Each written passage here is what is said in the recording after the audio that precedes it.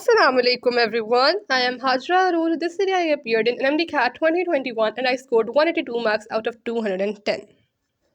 जो कोई मेरे चैनल पे नया है उसके लिए मैं बताती चलूँ कि मेरा इस चैनल को बनाने का मकसद ये था कि वो सारे बच्चे जो NMD CAT 2022 में अपीयर होने वाले हैं, वेदर एज अ फ्रेशर और अ रिपीटर, तो उनको मैं एक क्लियर जो है वो ऑब्जर्वेशन दे सकूं कि पीएमसी ने जब सिस्टम जो है वो फिज़िकल से ऑनलाइन पे शिफ्ट किया है, उस वजह से कौन कौन से जो है वो हमें चैलेंजेस फेस करने को मिली और कौन कौन सी ऐसी बातें थी जो कि सच नहीं थी बल्कि सिर्फ और सिर्फ र्यूमर्स थी।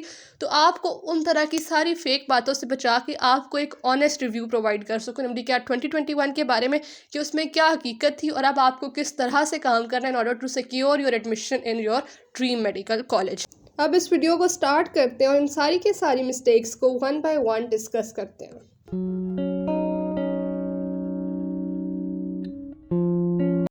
सबसे फॉरमोस्ट इम्पॉर्टेंट बात यह है कि आपने अपने मोरल्स को हाई रखना है। आपने सोचना है कि आप ये कर सकते हैं, बिकॉज कहते हैं ना कि if you can believe it you can achieve it.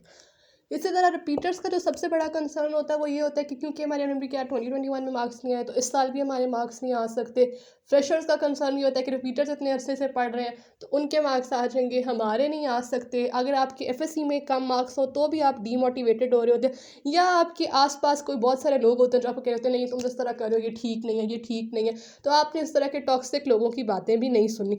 आपने क्या करना है, आपने सबसे पहले खुद से बात करनी और ख़ुद को ये समझाना है कि यू कैन डू इट। अगर आपसे पहले वाले लोग despite of all the irregularities जो भी 2021 में आई हैं, उसके बावजूद बहुत सारे बच्चों ने इसको एस किया और उन्होंने अपने अपने ड्रीम मेडिकल कॉलेजेस में अपनी सीट को सिक्योर किया। So definitely if they can do it then you can also do it.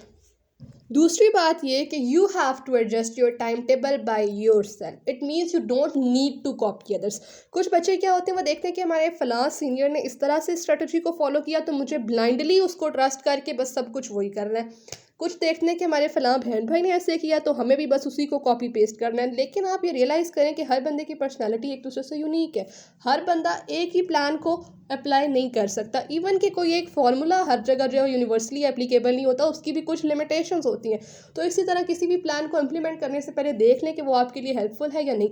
Even कुछ को होते हैं जो कि लंबे टाइम के लिए पढ़ सकते हैं, कुछ होते हैं जो कि कंटिन्यूसली नहीं पढ़ सकते, वो फेड अप हो जाते हैं। तो उनको एडवाइस किया जाता है कि आप ठीक है शॉर्ट ब्रेक्स लें बीच में और अपने काम को डिवाइड करके पढ़ें। इसी तरह किसी से ये मत पूछें कि कितने घंटे पढ़ना है, बस आप ये डिसाइड करें कि ठीक है आपने इतने दिन में ये वाला कोर्स कवर करना है, तो मतलब एक दिन में आपने कितना कोर्स कवर करना है। और फिर ये डिसाइड रखें कि ठीक है कि चाहे कुछ भी हो मुझे एक दिन में इस वाले ख़ास पोर्शन को कवर करना है।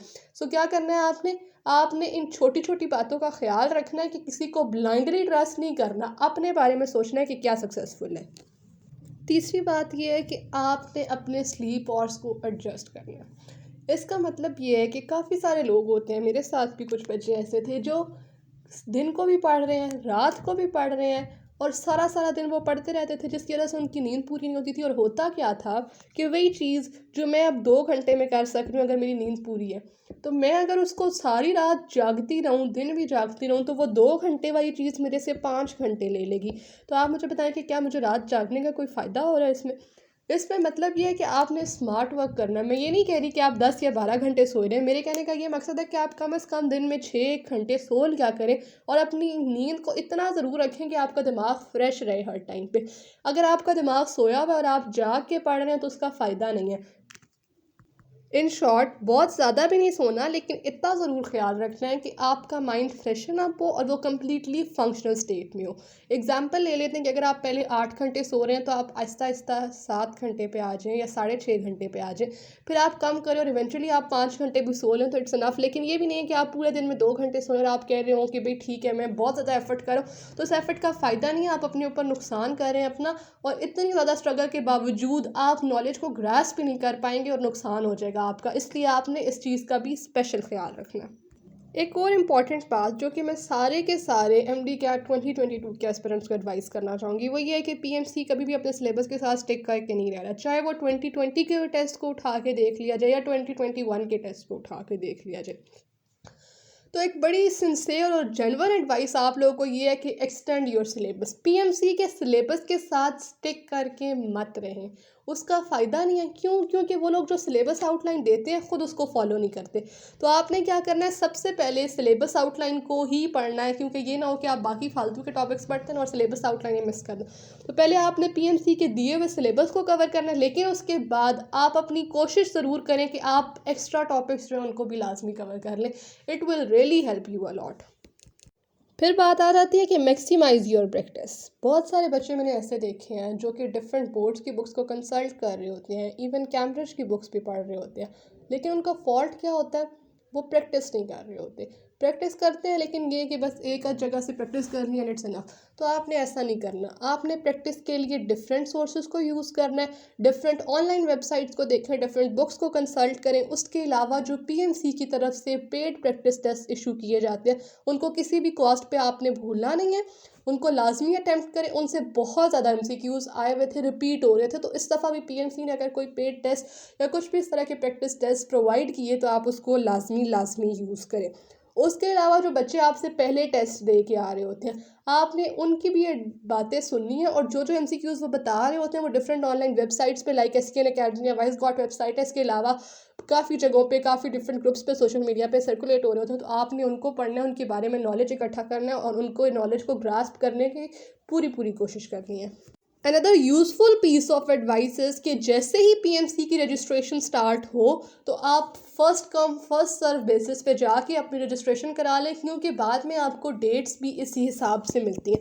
जिन लोगों ने पहले रजिस्ट्रेशन कराई होती है उनको लास्ट की डेट्स, उनकी पसंद की डेट्स मिल जाती हैं। तो आपने क्या करना है, अपनी डेट्स को भी वाइजली चूज़ करवाना है और फिर अपनी रजिस्ट्रेशन को भी टाइमली करा देना है, ताकि आपके लिए मसला ना हो। क्योंकि जो बच्चे एंड पे जाते हैं डेफिनेटली उनको थोड़ा टाइम का मार्जिन भी ज़्यादा मिल जाता है और उसके अलावा उनसे पहले वाले लोगों का एक्सपीरियंस भी मिल जाता है। तो आपने इस लिहाज से भी विजिलेंट रहना है। नेक्स्ट बात आ जाती है कि be on your guard your self. कोई भी शख्स आपको कम्प्लीटली जो है वो निगरानी नहीं कर सकता आपकी, और ना देख सकता है कि आप कितना काम कर रहे हैं, बल्कि आपको ख़ुद इस रियलाइजेशन की ज़रूरत होती है कि आपने दिन भर क्या किया, आपने अपना दिन किस तरह से यूटिलाइज़ किया है, क्या आप अपने एम के साथ लॉयल थे, क्या आपने ऑनेस्टली इस दिन को यूटिलाइज़ किया है। क्योंकि मैं आपको एक बात बताती चलूँ जो कि मैंने अपने सीनियर से सुनी थी कि MD CAT is a marathon not a race. तो आपको क्या होता है, आपको डेली कुछ ना कुछ एफर्ट ज़रूर पुट करनी होती है। ऐसा नहीं होता कि आप सिर्फ एक टाइम पे एंड पे जाके पुश मारेंगे और आपका सारा के सारा काम हो जाएगा, बल्कि आप जो डेली कर रहे हैं वो मैटर करता है। तो आपने क्या करना है, आपने दिन के एंड पे खुद से पूछना है कि क्या इस दिन में आपने अपने ड्रीम के लिए कुछ किया है। अगर आपने नहीं किया तो फिर डेफिनेटली आप यहाँ पे डिसऑनेस्टी शो कर रहे हैं, और कल को अगर आपके मार्क्स ना आए तो आप किसी से जाके कह नहीं सकते कि इस वजह से नहीं आई या उस वजह से नहीं आई, उसके कसूरवार आप खुद होंगे। फिर आ जाता है सबसे बड़ा फितना, यानी मोबाइल एंड सोशल मीडिया। तो आजकल की जनरेशन का ये सबसे बड़ा मसला है कि वो थोड़ी देर भी 5-6 घंटे भी फ़ोन के बगैर गुजारना उनके लिए बड़ा मुश्किल हो जाता है कि कोई नोटिफिकेशन ना आ गया हो, कोई मैसेज ना आ गया हो। लेकिन आप ये सोचें कि जो आपकी ड्रीम डेस्टिनेशन है, आपका ड्रीम मेडिकल कॉलेज, वहाँ पे पहुँचने के लिए आपको कुछ ना कुछ स्ट्रगल तो ज़रूर करनी है, और वो स्ट्रगल आपसे पहले वाले लोग भी कर चुके हैं और आपके साथ वाले लोग भी कर रहे हैं। तो डेफिनेटली आप इस कंपटीशन में आ गए हैं तो आपको भी ये स्ट्रगल करनी है एट एनी कॉस्ट, इसकी जो भी कीमत हो। लेकिन इसकी कीमत कुछ बहुत ज़्यादा नहीं है, इसकी कीमत ये है सिर्फ और सिर्फ चंद महीने, जो कि 1 साल से भी कम रह गया इस टाइम पे। तो आपने क्या करना है कि इन चंद महीनों के अंदर आपने सोशल मीडिया को ये नहीं कि बिल्कुल ही कट ऑफ कर जाएं आप, आपको दुनिया जहान का पता होना चाहिए कि एटलीस्ट क्या चल रहा है आपके आसपास, या पीएमसी ने कौन कौन सी मॉडिफिकेशंस को इंट्रोड्यूस करवा दिया, अब टेस्ट किस तरह से होगा, क्या क्या चेंजेस है। इन सब बातों के बारे में आपको आगाह रहना ज़रूरी है। लेकिन कहीं ना कहीं जो आप टाइम ज़ाया कर रहे होते हैं इसके ऊपर आपने उस पर चेक एंड बैलेंस रखना है।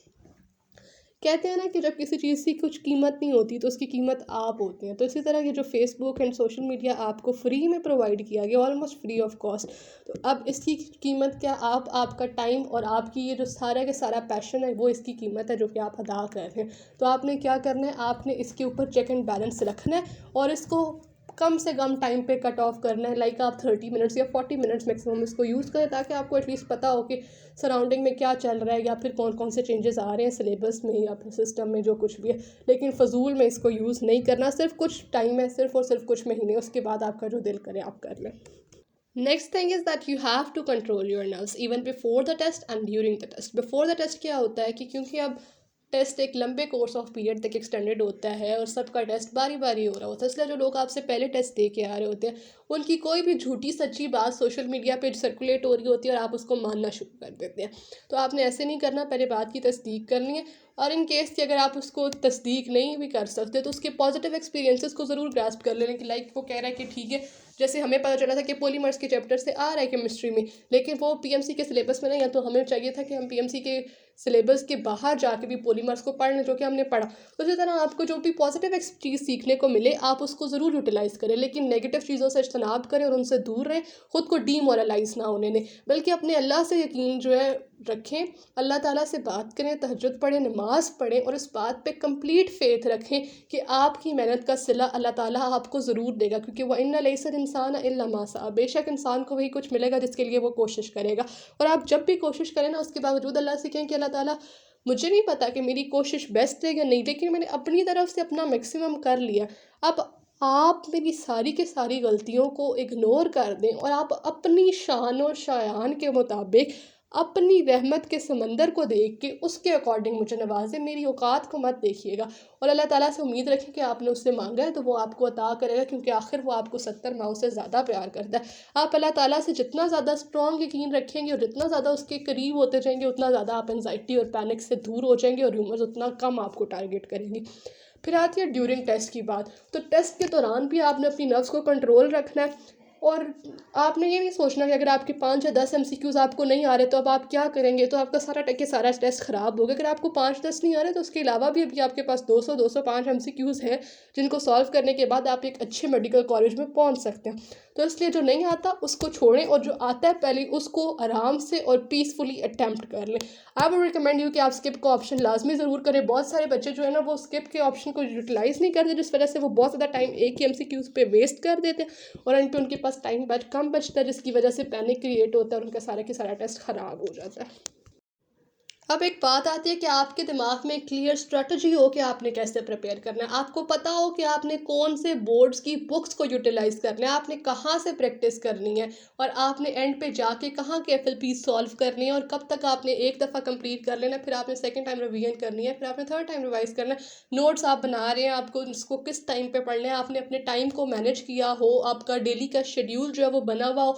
ये ना हो कि आप रैंडमली कभी आज ये पढ़ लिया कभी वो पढ़ लिया। आप बैठे हो ना, आप अपना एक प्लान बनाएं कि इतने दिन है आपके पास, इतना सिलेबस है, कैसे आपने इसको पढ़ना है, कैसे रिवाइज करना है, कैसे प्रैक्टिस करनी है, हर एक चीज़ आपके दिमाग में क्लियर हो।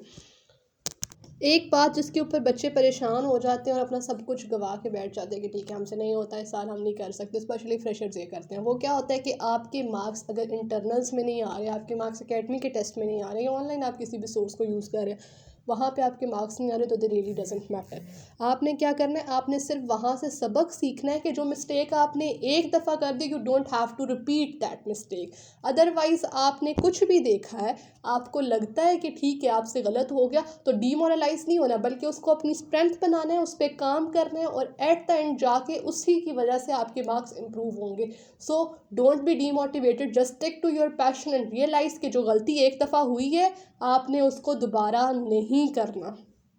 Last but not the least, वो ये बात है कि do have a healthy competition with others but don't compare your self with others. Competition होना एक अच्छी बात है, आपको मोटिवेट करता है कि आप आगे बढ़ें, आप आगे स्कोर करें, अच्छा परफॉर्म करें, चाहे वो कंपटीशन किसी के साथ भी, आपका क्लास फेलो है, आपका फ्रेंड है, आपका कज़न है या कोई भी और बंदा। लेकिन कंपैरिजन नहीं अच्छी चीज़ होती। कंपैरिजन की वजह से आप जेलसी की तरफ जाते हैं और एट द एंड आप हेट्रेड का शिकार होकर अपने पोटेंशियल को मिनिमाइज़ कर रहे होते हैं। आपका एक फ्रेंड है और आप हैं, आप दोनों ने एक दिन जो है सेम बुक से पढ़ा है, सेम सोर्सेज को यूज़ किया है और सेम टाइम पढ़ा है, लेकिन होता क्या है कि अगले दिन टेस्ट में जाके आप दोनों सेम परफॉर्म नहीं कर सकते, या तो उसके ज़्यादा नंबर आ जाते हैं या आपके ज़्यादा नंबर आ जाते हैं। तो अब इसका क्या मतलब है, अगर उसके ज़्यादा नंबर आते हैं तो इट डजंट मीन कि आप खुद डीमोरलाइज हो जाए कि ठीक है वो तो बहुत इंटेलिजेंट है इसलिए उसने कर लिया। होता यह है कि एक छोटी सी बात होती है, वो कॉन्सेप्ट जो आपने भी पढ़ा था लेकिन आपको उसको टाइम पे, ख़ास टाइम पे उस MCQ के साथ रिलेट करना नहीं आया और उसने रिलेट कर दिया, लेकिन डोंट वरी, अगर इस दफ़ा आपको नहीं आया तो अगली दफ़ा आ जाएगा। आप उसके साथ कंपटीशन में रहे, आपने मेहनत की, उसके मुकाबले में आके उस जितना परफॉर्म करने की कोशिश तो की है ना। This is it. It does not mean कि अगर आपके मार्क्स नहीं आ रहे तो आप उससे जेलस होना शुरू कर दें। इससे कुछ भी नहीं होता सिवाय इसके कि आप अपने आप का नुकसान कर रहे होते हैं। तो इस तरह की नेगेटिव चीज़ों में मत इन्वॉल्व हो। फिर बात आ जाती है कि दूसरों को मत देखें कि फ़लाँ जो है वो इस तरह से पढ़ के मार्क्स ले रहा है तो मैं भी इसी तरह से पढ़ूँ। ब्लाइंडली किसी को ट्रस्ट नहीं करना, बल्कि ख़ुद देखना है कि मेरा कैसा पोटेंशियल है, कैसी एबिलिटीज़ है और मुझे किस किस्म के एनवायरनमेंट की ज़रूरत है in order to ace my dream. तो बस ख़ुद को देखें, अपने ड्रीम को देखें, उसके अकॉर्डिंग मेहनत करें और अल्लाह ताला पे यकीन रखें। इंशाल्लाह आपको आपका ड्रीम ज़रूर मिलेगा। Thank you so much for watching this video. अगर आप चैनल पे नए हैं और अभी तक आपने सब्सक्राइब नहीं किया तो काइंडली चैनल को सब्सक्राइब ज़रूर कर दें और वीडियो अच्छी लगी हो तो लाइक भी कर दीजिएगा। कमेंट्स में ये बताना मत भूलिएगा कि आपको वीडियो कैसी लगी।